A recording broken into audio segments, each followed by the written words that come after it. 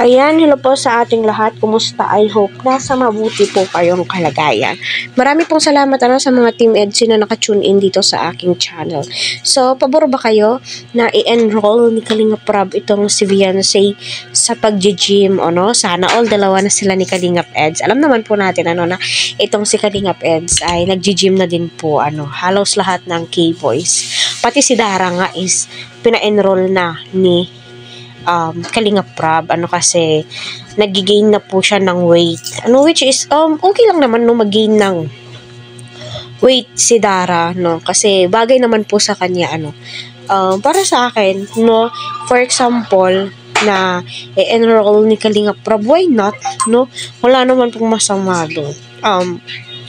Every Saturday at saka Sunday lamang kasi alam naman po natin na itong si Viancy ay nag-aaral at saka sa diet pa sa diet. So sabi nga ni coach dapat dalhin ni Dara ang K-Angels like si Carla, Viancy, para hindi lang daw po siya yung mapagod kaya patuloy po nating suportahan si Kalingap Rab at ang buong team. Huwag po natin skip ang kanilang mga ads.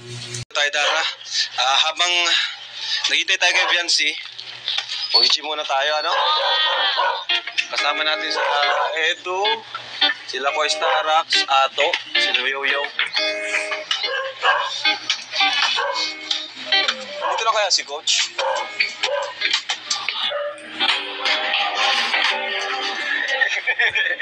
Dara, ang tatawa.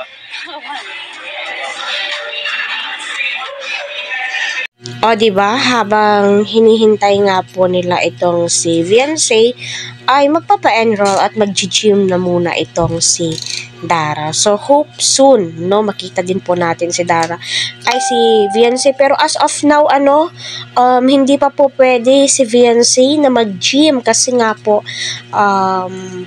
nagpa-schedule na po siya para sa kanyang pasta at saka sa kanyang braces. Hindi pa po pwede. Yun po yung pagkakaalam ko,